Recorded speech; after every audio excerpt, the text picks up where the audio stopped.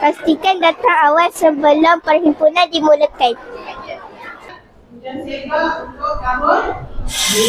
Jangan bising waktu perhimpunan. Beri tumpuan kepada guru yang bertugas. Okey. Jadi bawa.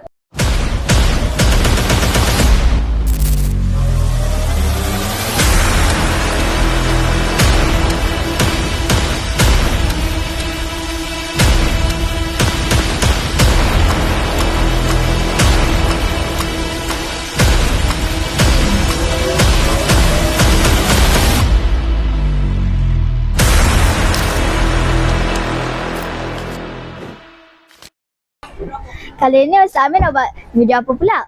Okey, kalau nak tengok video apa, jom sama-sama kita saksikan.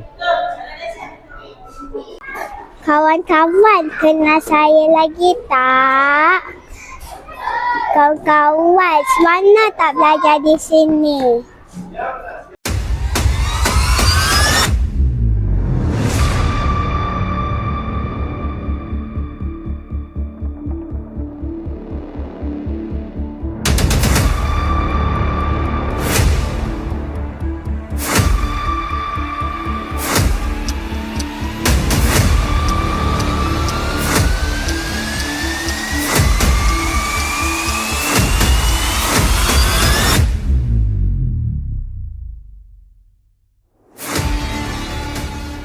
Saya suka pergi ke sekolah kerana dapat belajar bersama-sama kawan saya.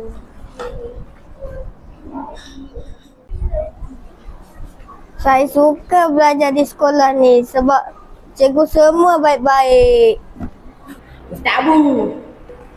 Cikgu Muzam. Cikgu Taufik. Cikgu Rosli.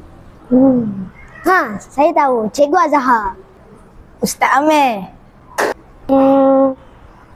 Cikgu Nur Azlina. Ustaz Abu. Cikgu Taufik. Cikgu Azhar. Cikgu Taufik. Ustaz Amir. Cikgu Muzam. Teacher Ayu. Cikgu Azhar lah. Cikgu Hasnan. Pergi ke kantin sewaktu rehat. Suasana riuh penuh gelak tawa. Makan bersama rasa bersahabat.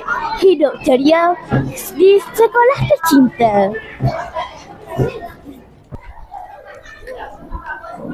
Sedapnya. Alhamdulillah. Pada waktu rehat, kami dapat makan dan berkongsi makanan bersama rakan.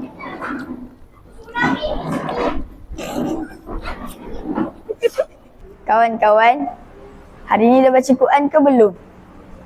Kalau belum, jangan jadi seperti saya. Jadilah seperti mereka. Ayo, kita mulakan. Kawan-kawan, sekolah bukan sahaja tempat untuk kita menuntut ilmu, tetapi untuk melatih diri kita menjadi berdisiplin dan sentiasa puji.